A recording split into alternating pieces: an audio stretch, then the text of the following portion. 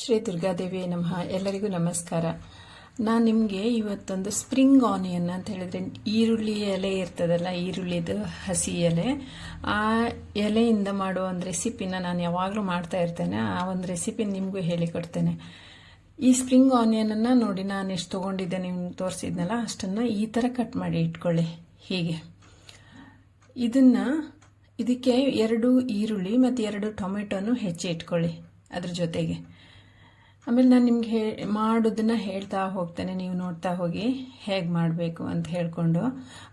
ಎಗ್ಗನ್ನು ಸಮೇತ ನೀವು ಒಂದು ಎಷ್ಟು ಬೇಕೋ ಅಷ್ಟು ಎಗ್ಗನ್ನು ಬೇಯಿಸಿ ಇಟ್ಕೊಳ್ಳಿ. ಹೀಗೆ ಬೇಯಿಸಿ ಅದನ್ನು ಸಿಪ್ಪೆ ತೆಗೆದು ಇಟ್ಕೊಳ್ಳಿ. ಅದಕ್ಕೆ ಇದೊಂದು ಸಣ್ಣ ಮಸಾಲೆ ನೋಡಿ, ಒಂದು ಸ್ವಲ್ಪ ಜೀರಿಗೆ, ಒಂದು ಸ್ವಲ್ಪ ಇದು ಸಾಸಿವೆ, ಮತ್ತು ಒಂದು 4 ಕಾಳು ಮೆಣಸು. ಅದು ಬಿಳಿ ಕಾಳು ಮೆಣಸು ಹಾಕ್ತಾ ಇದ್ದೇನೆ ನಾನು. ಇದು ಬಿಳಿ ಕಾಳು, ಕಪ್ಪು ಕಾಳು ಮೆಣಸಾದರೂ ಪರವಾಗಿಲ್ಲ. ಆಮೇಲೆ ಅದಕ್ಕೆ ಸ್ವಲ್ಪ ಎಳ್ಳು, 1 ಚಮಚ ಆಗುವಷ್ಟು ಎಳ್ಳು, ಬಿಳಿ ಎಳ್ಳಾದರೂ ಆಗುತ್ತೆ, ಕಪ್ಪು ಎಳ್ಳಾದರೂ ಆಗುತ್ತೆ, ಬಿಳಿ ಎಳ್ಳಾದರೆ ಒಳ್ಳೆಯದು. ಇದಿಷ್ಟನ್ನು ಸರಿಯಾಗಿ ಹುರ್ಕೊಳ್ಳಿ, ಚಂದ ಮಾಡಿ ಹುರ್ಕೊಂಡು ಅದನ್ನು ಒಂದು ಕಲ್ಲಲ್ಲಿ ಕುಟ್ಟಿ ಪುಡಿ ಮಾಡಿ ಒಂದು ಕಡೆ ಇಟ್ಕೊಂಡ್ಬಿಡಿ. ನಾನು ಇಲ್ಲಿ ತೋರಿಸ್ತಾ ಇದ್ದೇನೆ ನೋಡಿ, ಬಿಳಿ ಎಳ್ಳು ಇದೆ ಅದರಲ್ಲಿ. ಹೀಗೆ ನಾನು ಕುಟ್ಟಿ ಪುಡಿ ಮಾಡಿ ಇಟ್ಕೊಂಡಿದ್ದೆ ನೋಡಿ, ಕಲ್ಲಲ್ಲಿ ಪುಡಿ ಮಾಡಿ ಇಟ್ಕೊಂಡಿದ್ದೇನೆ. ಇದನ್ನು ಹೀಗೆ ಒಂದು ಕಡೆ ಇಟ್ಕೊಂಡ್ಬಿಡಿ. ಇದು ಕಲ್ಲಲ್ಲಿ ಮಾಡಿಕೊಂಡ್ರೆ ಚೆನ್ನಾಗಿರುತ್ತೆ. ಮಿಕ್ಸಿ ಮಾಡಿದರೆ ನೈಸ್ ಆಗುತ್ತೆ. ನೈಸ್ ಆಗಬೇಕಂತೇನಿಲ್ಲ, ಹೀಗೆ ಇಷ್ಟ ಆದರೆ ಸಾಕಾಗುತ್ತೆ. ಈಗ ಈ ಮೊಟ್ಟೆ ಬೆಂದಿದೆಯಲ್ಲ, ನಾವು ಬೇಯಲಿಕ್ಕೆ ಇಟ್ಕೊಂಡಿದ್ದಲ್ಲ, ಆಗ ಆ ಮೊಟ್ಟೆನ ಕಟ್ ಮಾಡಿ ಇಟ್ಕೊಳ್ಳಿ, ಸಣ್ಣದಾಗಿ ಪೀಸ್ ಮಾಡಿ ಇಟ್ಕೊಳ್ಳಿ. ಹೀಗೆ ಇಲ್ಲಿ ನೋಡಿ, ನಾನು ಈಗ ಮಾಡಿ ಇಟ್ಕೊಂಡಿದ್ದೇನಲ್ಲ, ಹೀಗೆ ನಾನು ತೋರಿಸ್ತಾ ಹೋಗ್ತೇನೆ. ಇದೇ ಥರ ನೀವು ಕಟ್ ಮಾಡಿ ಇಟ್ಕೊಳ್ಳಿ ಆ ಮೊಟ್ಟೆನ. ಆಮೇಲೆ ಒಂದು ಸ್ವಲ್ಪ ಕಾಯಿ ತುರ್ಕೊಳ್ಬೇಕು, ಇಷ್ಟು ಕಾಯಿ ನೋಡಿ, ನಾನು ಬೌಲಲ್ಲಿ ತೋರಿಸ್ತಾ ಇದ್ದೆ. ಆ ಕಾಯಿಗೆ ನೀವು ಒಂದು 7 ರಿಂದ 8 ಮೆಣಸಿನ್ಕಾಯಿ ಹಾಕ್ಕೊಳ್ಳಿ. ಖಾರ ನಿಮ್ಗೆ ಎಷ್ಟು ಬೇಕೋ ಅಷ್ಟು ಹಾಕ್ಕೊಳ್ಳಿ. ನಿಮಗೆ ಹೇಗೆ, ನಾನೀಗ ಒಂದು 8 ಮೆಣಸಿನ್ಕಾಯಿ ಹಂಗೆ ಹಾಕಿದ್ದೇನೆ. ನಿಮ್ಗೆ ಎಷ್ಟು ಬೇಕೋ ಅಷ್ಟು ಖಾರಕ್ಕೆ ಮೆಣಸಿನ್ಕಾಯಿ ಹಾಕ್ಕೊಳ್ಳಿ.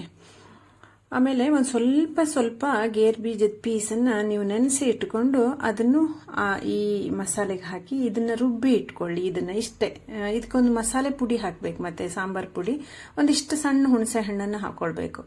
ನಾನು ತೋರಿಸ್ತಿದ್ದೆ ನೋಡಿ ಹಾಗೆ. ಅದಕ್ಕೆ ಒಂದು ಸ್ವಲ್ಪ ಸಾಂಬಾರು ಪುಡಿ, ನೀವು ಯಾವ ಸಾಂಬಾರು ಪುಡಿ ಯೂಸ್ ಮಾಡ್ತೀರೋ ಆ ಸಾಂಬಾರು ಪುಡಿನ ಹಾಕಿ. ಈಗ ಗರಂ ಮಸಾಲೆ ಪುಡಿ ಎಲ್ಲ ಬೇಕಂತೇನಿಲ್ಲ ಇದಕ್ಕೆ. ಈ ಒಂದು ಸಾಂಬಾರು ಪುಡಿನ ಹಾಕಿ. ನಾವು ಒಂದು ಸ್ವಲ್ಪ ಮತ್ತೆ ಈ ಸಾಂಬಾರು ಪುಡಿ, ಆಮೇಲೆ ಒಂದು ಸ್ವಲ್ಪ ಬೆಳ್ಳುಳ್ಳಿ ಮತ್ತು ಶುಂಠಿನ ಪೇಸ್ಟ್ ಮಾಡಿ ಇಟ್ಕೊಂಡ್ರೆ ತುಂಬ ಒಳ್ಳೆಯದು. ನೋಡಿ, ಇಲ್ಲೋ ನಾನು ಒಂದು ಮಣ್ಣಿನ ಪಾತ್ರೆ ಇಟ್ಕೊಂಡಿದ್ದೇನೆ. ಅದರಲ್ಲಿ ಸ್ವಲ್ಪ ಎಣ್ಣೆ ಹಾಕಿ ಹಸಿಮೆಣಸಿನ್ಕಾಯಿ ಮತ್ತು ಈರುಳ್ಳಿನ ಹಾಕಿ ಸರಿ ಫ್ರೈ ಮಾಡ್ಕೊಳ್ಬೇಕು. ಫ್ರೈ ಅಂತ ಹೇಳಿದರೆ ಒಂದು ಸ್ವಲ್ಪ ಕೆಂಪಾಗುವವರೆಗೆ, ತುಂಬ ಕೆಂಪಾಗಬೇಕಂತೇನಿಲ್ಲ, ಒಂದು ಸ್ವಲ್ಪ ಬಾಡುವವರೆಗೆ, ಈರುಳ್ಳಿ ಬಾಡುವವರೆಗೆ, ಹಸಿಮೆಣಸು ಮತ್ತು ಈರುಳ್ಳಿ ಬಾಡುವವರೆಗೆ ಫ್ರೈ ಮಾಡಿಕೊಂಡು ಹೀಗೆ ನೋಡಿ ಇದೇ ಥರ ತಿರ್ಗಿಸ್ತಾ ಇರಿ.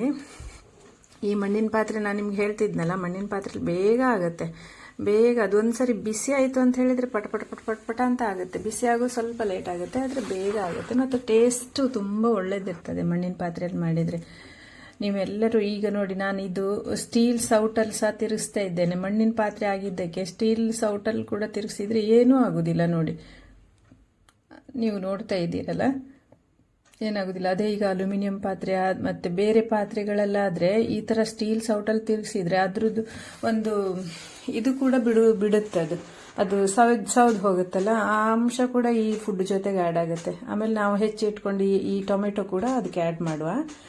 ಹೀಗೆ ಆ್ಯಡ್ ಮಾಡ್ತಾ ಇದನ್ನು ಸಹ ನಾನು ಸ್ವಲ್ಪ ತಿರುಗಿಸ್ಕೊಂಡು ನೋಡಿ, ಈಗ ನಾನು ಇದು ಟೊಮೆಟೊ ಹೆಚ್ಚಿದ್ದನ್ನೆಲ್ಲ ಹಾಕಿದೆ. ಅದಕ್ಕೆ ಹಾಕಿ ಅದನ್ನು ಹಾಗೆ ಕೈ ಆಡಿಸ್ಕೊಂಡು ಸ್ವಲ್ಪ ಉಪ್ಪು ಹಾಕಿದರೆ, ಟೊಮೆಟೊ ಬೇಯುವಾಗಲೇ ಸ್ವಲ್ಪ ಉಪ್ಪನ್ನು ಆ್ಯಡ್ ಮಾಡಿದರೆ ಟೊಮೆಟೊ ಚೆಂದ ಪೇಸ್ಟ್ ಆಗುತ್ತೆ, ಕ್ಲೀನಾಗಿ ಪೇಸ್ಟ್ ಆಗುತ್ತೆ. ಅದು ಪೀಸ್ ಹಾಗೆ ಇರೋದಿಲ್ಲ, ಟೊಮೆಟೊ ಪೀಸ್ ಆಗಿರೋದಿಲ್ಲ, ಅಂದರೆ ಚೆಂದ ಪೇಸ್ಟ್ ಆಗುತ್ತೆ ಅದು. ನೋಡಿ, ನಾನು ಉಪ್ಪು ಹಾಕ್ತಾ ಇದ್ದೇನೆ ಈಗ. ಈ ಉಪ್ಪಿನ ಜೊತೆಗೆ ಅದು ಉಪ್ಪು ಹಾಕಿ ಒಂದು 2 ನಿಮಿಷ ನೀವು ಹಾಗೆ ಮುಚ್ಚಿ ಇಡಬೇಕು. ಅದನ್ನು ಹೀಗೆ ತಿರುಗಿಸಿ ಸರಿ ಮಾಡಿ ಎಲ್ಲ ಕಡೆ ಅದು ನೋಡಿ ಸ್ಪ್ರೆಡ್ ಆಗುವವರೆಗೆ ನಾವು ಚಂದ ಮಾಡಿ ಅದನ್ನು ಮಗ್ಚಬೇಕು. ಮಗ್ಚಿದ ನಂತರ ಅದು ಸರಿ ಸ್ಪ್ರೆಡ್ ಆಗಬೇಕು, ಮಾತ್ರ ಎಲ್ಲ ಕಡೆ ಸ್ಪ್ರೆಡ್ ಆಗಬೇಕು. ನಂತರ ನಾವು ಒಂದು 2-3 ನಿಮಿಷ ಹಾಗೆ ಮುಚ್ಚಿ ಇಟ್ಟರೆ ಒಳ್ಳೆ ಪೇಸ್ಟ್ ಆಗುತ್ತೆ. ಮತ್ತೆ ತೆಗೆದು ನೋಡುವಾಗ ತುಂಬ ಒಳ್ಳೆ ಪೇಸ್ಟ್ ಆಗಿರುತ್ತೆ ಅದು ಟೊಮೆಟೊ. ನೀವು ನೋಡ್ತಾ ಇರ್ಬೋದು ಈಗ ನಾನು ಮಾಡ್ತಾ ಇದ್ದದ್ದನ್ನು. ನೀವು ಹೀಗೆ ಮಾಡಿ ಆಯಿತಾ, ಚೆನ್ನಾಗಿರುತ್ತೆ ಇದು. ಯಾವುದೇ ಒಂದು ಪಲ್ಯದ ಜೊತೆ ಇದು ಒಂದು ರೀತಿ ರೊಟ್ಟಿಗೆ, ಅನ್ನಕ್ಕೆ, ಸಾರಿಗೆ ಎಲ್ಲ ಆಗುತ್ತೆ. ಆಮೇಲೆ ನೋಡಿ ನಾನು ಇದಕ್ಕೆ ಆನಿಯನನ್ನು ಇದು ಸ್ಪ್ರಿಂಗ್ ಆನಿಯನ್ ಹಾಕ್ತಾ ಇದ್ದೆ ನೋಡಿ, ಕಟ್ ಮಾಡಿ ಇಟ್ಕೊಂಡಿದ್ನಲ್ಲ ಅದನ್ನು ಹಾಕ್ತಾ ಇದ್ದೆ.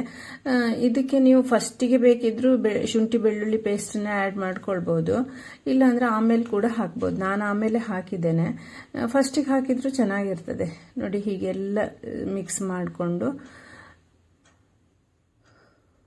ಒಂದು ಗಳಿಗೆ ಮುಚ್ಚಿ ಇಡಬೇಕು ಇದನ್ನು.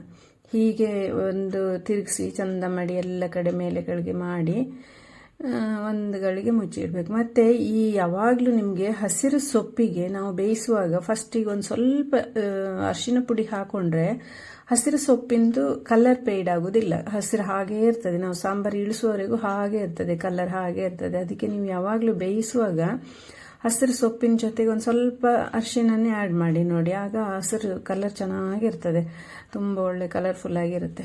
ಈಗ ಇದನ್ನು ಹೀಗೆ ಮುಚ್ಚಿ ಸಣ್ಣ ಬೆಂಕಿಯಲ್ಲಿ, ಅಂದರೆ ಗ್ಯಾಸ್ ಸಣ್ಣ ಫ್ಲೇಮ್ ಮಾಡಬೇಕು, ಮುಚ್ಚಿ ಇಡಬೇಕು. ಒಂದು 2 ನಿಮಿಷ ಮುಚ್ಚಿ ಇಟ್ಟರೆ ಸಾಕು. ಆಮೇಲೆ ಈ ಶುಂಠಿ ಬೆಳ್ಳುಳ್ಳಿ ಪೇಸ್ಟು ಫಸ್ಟ್ ನನಗೆ ಹಾಕ್ಲಿಕ್ಕೆ ಮರ್ತೋಯ್ತು. ಆ್ಯಕ್ಚುಲಿ ಫಸ್ಟಿಗೆ ಹಾಕಬೇಕು, ಆದರೆ ನೀವು ಈಗ ಹಾಕಿದರೆ ಏನಾಗೋದಿಲ್ಲ. ಆಮೇಲೆ ಈ ಪೌಡ್ರನ್ನ ಹಾಕ್ಕೊಳ್ಬೇಕು, ನಾವು ಪುಡಿ ಮಾಡಿ ಇಟ್ಕೊಂಡಿದ್ದಲ್ಲ ಆ ಪೌಡ್ರನ್ನ ಅದಕ್ಕೆ ಆ್ಯಡ್ ಮಾಡಬೇಕು. ಹೀಗೆ ನೋಡಿ, ಇಲ್ಲಿ ನಾನು ಆ್ಯಡ್ ಮಾಡ್ತಿದ್ದೇನೆ ನೋಡಿ, ಹೀಗೆ ನೀವು ಆ್ಯಡ್ ಮಾಡಿ ಅದಕ್ಕೆ ಎಲ್ಲ ಕಡೆ ಅದು ಸ್ಪ್ರೆಡ್ ಆಗಬೇಕು. ನೋಡಿ, ನಾನು ಮಣ್ಣಿನ ಪಾತ್ರೆ ಆಗಿದ್ದಕ್ಕೆ ನಾನು ಕೈಯಲ್ಲಿ ಹಿಡ್ಕೊಂಡೇ ಅದನ್ನು ತಿರುಗಿಸ್ತಾ ಇದ್ದೆ ನೋಡಿ. ಅದು ಬಿಸಿ ಎಷ್ಟಿದೆ ಆದರೂ ಕೂಡ ನಮ್ಮ ಕೈಗೆ ಸುಡುವುದಿಲ್ಲ ಮೇಲ್ಗಡೆ, ಆ ಥರ. ಬೇರೆ ಪಾತ್ರೆ ಆದರೆ ಕೈಯಲ್ಲಿ ಹಾಗೆ ಬರೀ ಕೈಯಲ್ಲಿ ಹಿಡ್ಕೊಳ್ಳಿಕ್ಕೆ ಬರುವುದಿಲ್ಲ ನೋಡಿ. ಇದೆಲ್ಲ ನಾನು ನೋಡಿ ಹೇಗೆ ಹಿಡ್ಕೊಂಡಿದ್ದೇನೆ ಅಂತ ಹೇಳ್ಕೊಂಡು ಹೀಗೆ ಸರಿಯಾಗಿ ತಿರುಗಿಸಿ ಮತ್ತೆ ಪುನಃ ಅದನ್ನು ಕ್ಲೋಸ್ ಮಾಡಿ ಇಟ್ಬಿಡಿ. 1-2 ನಿಮಿಷ ಇಟ್ಟರೆ ಸಾಕು. ಆಮೇಲೆ ತೆಗೆದು ನೋಡುವಾಗ ಅದು ಚಂದ ಬೆಂದಿರ್ತದೆ. ಈಗ ನಾವು ನೋಡಿ ಹೀಗೆ ಮೇಲೆ ಕೆಳಗೆ ಮಾಡಿಕೊಂಡು ಈಗ ನಾವು ಮಸಾಲೆ ಮಿಕ್ಸಿ ಮಾಡಿ ಇಟ್ಕೊಂಡಿತ್ತಲ್ಲ ಆ ಮಸಾಲೆನ ಇದಕ್ಕೆ ಆ್ಯಡ್ ಮಾಡುವ.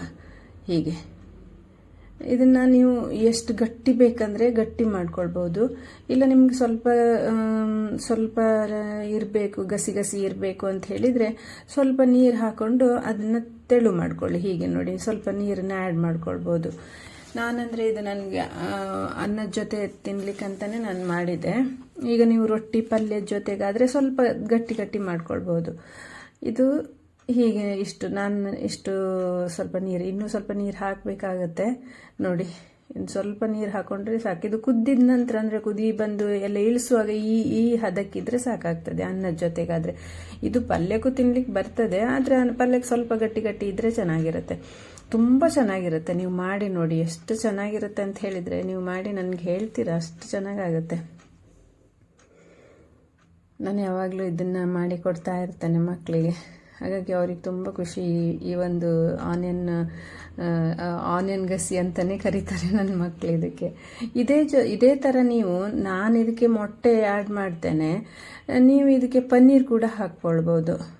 ಅಥವಾ ನೀವು ಆಲೂಗಡ್ಡೆ ಬೇಯಿಸಿ ಆಲೂಗಡ್ಡೆನೂ ಹಾಕ್ಕೊಳ್ಬೋದು. ನೀವೀಗ ನಾನ್ ವೆಜ್ ತಿಂದೇ ಇದ್ದವರಾದರೆ ಆಲೂಗಡ್ಡೆ ಸೇಮ್ ಹೀಗೆ ಆಲೂಗಡ್ಡೆ ಹಾಕ್ಬೋದು. ಹೀಗೆ ಮಸಾಲೆ ಹಾಕಿ ಎಲ್ಲ ಮಿಕ್ಸ್ ಮಾಡಿ ಮುಚ್ಚಿಡಿ, ಒಂದು 5 ನಿಮಿಷ ಮುಚ್ಚಿಡಿ. ಆಮೇಲೆ ನೋಡಿ ಹೀಗೆ ಚಂದ ಕುದಿ ಬರ್ತದೆ. ಇದು ಸರಿ ಕುದಿ ಬರಬೇಕಾಯ್ತಾ, ಈ ಥರ ಕುದಿಯದೇ ಇಳಿಸ್ಬೇಡಿ. ನೀವು ಇಳಿಸಿದ್ರೆ ಹಾಳಾಗುತ್ತೆ, ಗೊತ್ತಿದೆಯಲ್ಲ ನಿಮಗೆ ಅಡುಗೆ ಮಾಡುವಾಗ. ಹೀಗೆ ಇಳಿಸಿಬಿಟ್ಟು ನೋಡಿ ಈ ಥರ ಸರಿಯಾಗಿ ಕುದಿ ಬರಬೇಕದು. ಕುದಿ ಬಂದಮೇಲೆ ನೋಡಿ ನೀವು ಎಷ್ಟು ಚೆನ್ನಾಗಿ ಬಂತು ನೋಡಿ, ಕಲರ್ ಸಹ ಹೋಗಲಿಲ್ಲ ನೋಡಿ, ನೀವು ನೋಡ್ತಾ ಇರ್ಬೋದು. ಈ ಥರ ಹದಕ್ಕೆ ಬರಬೇಕದು ಕುದಿ ಬಂದು. ಈಗ ನಾವು ಮೊಟ್ಟೆನ ಪೀಸ್ ಮಾಡಿ ಇಟ್ಕೊಂಡಿದ್ದಲ್ಲ ಆ ಮೊಟ್ಟೆನ ಹೀಗೆ ಮೇಲೆ ಹಾಕಬೇಕು. ಅದನ್ನು ಸರಿ ತಿರುಗಿಸ್ಲಿಕ್ಕೆ ಹೋಗಬಾರ್ದು, ಯಾಕೆಂದರೆ ಮೊಟ್ಟೆ ಅದು ಫುಲ್ ಬಿಟ್ಟು ಹೋಗುತ್ತೆ. ಹಾಗಾಗಿ ಎಷ್ಟು ಬೇಕು ಅಷ್ಟೇ, ಸ್ವಲ್ಪ ನಿಧಾನಕ್ಕೆ ಕೈ ಆಡಿಸ್ಬೇಕಷ್ಟೇ ಅದನ್ನು. ಹಾಗೆ ನೀವು ಮತ್ತೆ ಉಪ್ಪು ರುಚಿಗೆ ತಕ್ಕಷ್ಟು ನಿಮ್ಗೆ ಎಷ್ಟು ಉಪ್ಪು ಬೇಕು ಅಷ್ಟು ನೀವು ಮೊದಲೇ ಹಾಕೊಂಡಿರ್ತೀರಿ, ಬೇಕಂದರೆ ಮತ್ತೆ ಸ್ವಲ್ಪ ಆ್ಯಡ್ ಮಾಡ್ಕೊಳ್ಳಿ ನೀವು, ಆಯಿತಾ. ಹೀಗೆ ನೋಡಿ ಇದೇ ಥರ ನೀವು ಮಾಡಿಕೊಂಡು, ಇದು ಎಲ್ಲ ನಾನು ಹೇಳಿದ್ನಲ್ಲ ಅನ್ನದ ಜೊತೆ ಚಪಾತಿ ಜೊತೆ ಎಲ್ಲ ಜೊತೆಗೂ ಚೆನ್ನಾಗಾಗತ್ತೆ.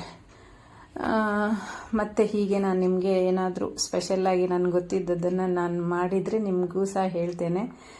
ಸಮಯದ ಅಭಾವದಿಂದ ನನಗೆ ವಿಡಿಯೋ ಎಲ್ಲ ಮಾಡಲಿಕ್ಕೆ ಕಷ್ಟ ಆಗ್ತದೆ, ಆದರೆ ನಾನು ಮಾಡಿದ ವಿಡಿಯೋಗೆ ನೀವು ಲೈಕ್ ಮಾಡಿ ನನ್ನನ್ನು ಸಪೋರ್ಟ್ ಮಾಡ್ತಿರೋದಕ್ಕೆ ನಾನು ಯಾವಾಗಲೂ ಆಭಾರಿಯಾಗಿರ್ತೇನೆ. ತುಂಬ ಧನ್ಯವಾದಗಳು.